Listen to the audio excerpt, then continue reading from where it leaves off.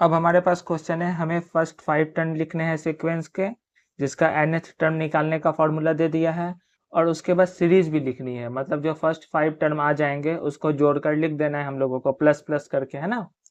तो यहाँ पर फर्स्ट 5 टर्म जो निकालने हैं उसमें फर्स्ट टर्म दे ही चुका है हम लोगों को, और nth टर्म निकालने का एक फॉर्मूला दे दिया है।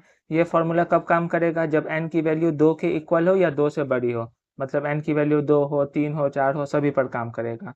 जब n की वैल्यू 1 हो तो ये फॉर्मूला काम नहीं करेगा।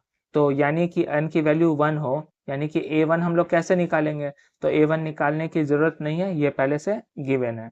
आप ऐसे भी सोच सकते हैं, जब a1 निकालने के लिए ये फॉर्मूला का अगर हम लोग यूज करें इस फॉर्मूला का, तो जैसे 1 रखेंगे तो यहाँ भी 1 रखना पड़ेगा, तो नीचे में यहाँ a0 हो जाएगा। a0 का कोई मीनिंग तो है नहीं, 0th टर्म थोड़ी होता है, फर्स्ट टर्म होता है मिनिमम, ठीक है। तो इसीलिए फर्स्ट टर्म दे चुका है हम लोगों को, और सेकेंड टर्म, थर्ड टर्म जो भी निकालना है 5 टर्म तक, उसके लिए ये फॉर्मूला काम आ जाएगा। तो जो दिया हुआ है पहले लिख देता हूँ मैं, a1 -1 है। अब a2 निकालेंगे, n के जगह 2 रखेंगे, n की वैल्यू जब 2 के इक्वल होती है तो ये फॉर्मूला काम करेगा। तो यहाँ पर n के जगह मैंने 2 रखा, तो यहाँ भी जहाँ जहाँ n है वहाँ 2 रखना होगा।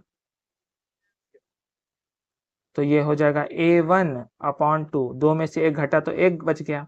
अब a1 की वैल्यू कितनी है, -1, तो ये हो गया -1/2। अब हम लोग निकालेंगे a3। a3 के लिए भी ये फॉर्मूला यूज कर सकते हैं, क्योंकि जो n की जगह 3 रख रहे हैं वो 2 से तो बड़ा ही होता है, ठीक है। तो यहाँ पे हो गया 3 - 1/3, ये हो गया a2/3। a2 की वैल्यू हम लोगों ने निकाली है -1/2, अपॉन में 3, यानी हो जाएगा ये -1/6, ठीक है। अब हम लोग को निकालना है a4। तो a4 के लिए भी ये फॉर्मूला काम करेगा, क्योंकि 4 जो है वो 2 से बड़ा है, ठीक है।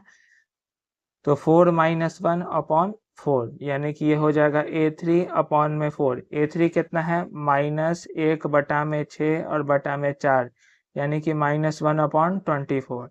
और लास्ट a5 जो हम लोगों को निकालना था, तो ये a5 n के जगह 5 रख देंगे हम लोग, तो ये हो जाएगा a4/5।